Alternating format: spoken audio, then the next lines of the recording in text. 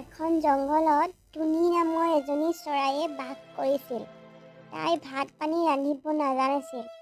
যেতিয়া তাই ৰান্ধিছিল তাইৰ ৰন্ধাবোৰ ভাল হোৱা নাছিল, যিটো কাৰণে তাইৰ শাহুৱেক আৰু গিৰিয়েকে বহুত খং কৰিছিল।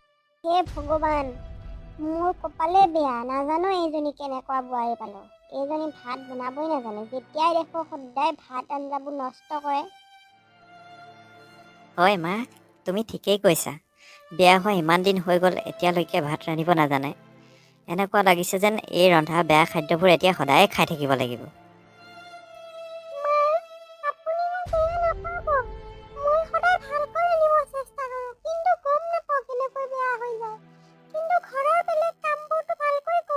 ঘৰৰ কামটো সকলো বোৱাৰীয়ে কৰে, কিন্তু তুমি ৰন্ধা বঢ়া কৰিবলৈ ভালকৈ শিকি লোৱা, নহ'লে এইখন ঘৰৰ পৰা তোক বাহিৰ কৰি দিম। পিছদিনাখন মিনুৰ ভনীয়েক মণি সিহঁতৰ ঘৰলৈ আহে।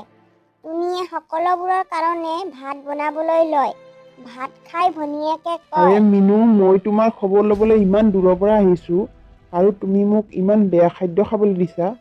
তুমি ইমান ৰন্ধা বঢ়া নজনা ছোৱালী এজনীক তোমাৰ ল'ৰাৰ লগত বিয়া পাতি দিছা।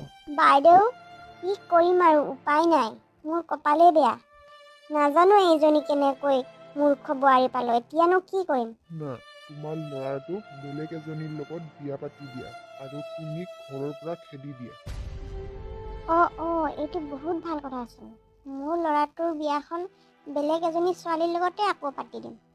এই বুলি কৈ মিনু আৰু মণিয়ে লগ হৈ টুনিক বহুত মাৰধৰ কৰে।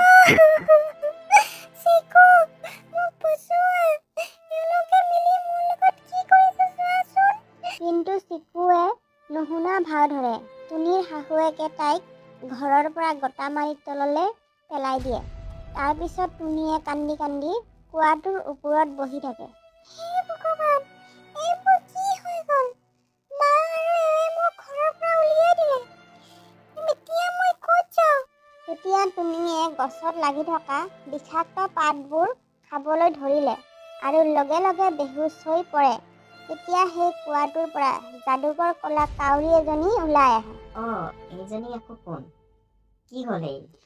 যাদুকৰ কাউৰীয়ে টুনিক নিজৰ যাদু ঘৰলৈ লৈ যায় আৰু তাইক যাদুকৰী ঔষধ খুৱায়।